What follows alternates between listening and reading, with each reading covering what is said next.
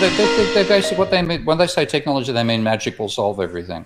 So like, and actually, there's a very interesting engineer that I'm now involved with, who's an actually Australian mining engineer now working in Finland, Simon Macho. I pronounced his last name wrongly, but he's done brilliant work on what is involved in going from a fossil fuel economy to a mineral economy. Because his point is, if we're going to go from fossil fuels as the energy source to solar, then we have to use minerals to get the solar energy. And what are the mineral constraints there? And they're massive. We don't, at the moment, the way we produce solar cells involves a lot of what are called rare earths. Not called rare, as you know, because they're rare, but because they're amorphous. They tend to occur with other deposits, and therefore it's very, very hard to refine them and very wasteful. But the amount we need to do that shift, like there's, how many million cars would there be in America? 300? 200 million cars? Okay. How many of those are electric? A couple of million. So you've got to convert 200 million cars, the equivalent of that. And that's how many batteries do you need? How many solar cells to support them rather than coal-fired power stations and so on. So the physical constraints are there. You can't, the difference between magic and technology is technology takes material inputs.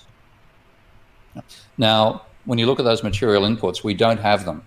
And there are various changes which can occur. So, for example, there's recent research on batteries which use reversible rusting in iron batteries as a way of storing electric power. That might mean we can now have batteries that aren't based on rare earth, they're based on iron ore, which comes in large deposits. That's much more sustainable.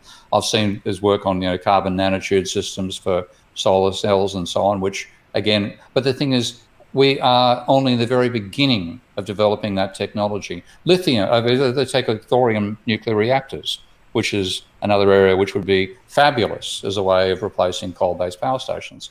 We haven't got one yet. And it'll be a 5 to 15-year development process before that's finished. Again, technology, another difference, technology and magic. Magic happens instantly. Technology takes time.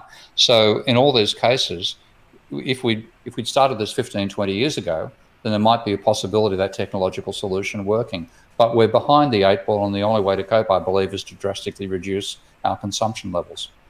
So can we get there with market incentives? Sorry? Can we get there with market incentives, or no? It's too late. Too late for the market. I mean, you can't put a price on carbon that's going to mean tomorrow people are going to put enough energy in developing thorium nuclear reactors. You'd bankrupt everybody else who might be able to get the thorium investment done. It's going to be government funding, and it's going to be basically a war economy. That's the only way. The government's the only institution which can limitlessly produce money and use that to direct what people do.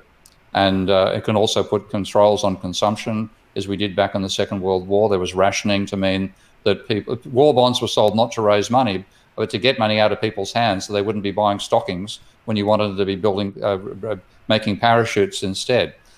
So all this stuff is only going to be done through a government system. And that's why, ironically, I think neoclassical economics will be the theory which brings down capitalism, not Marx.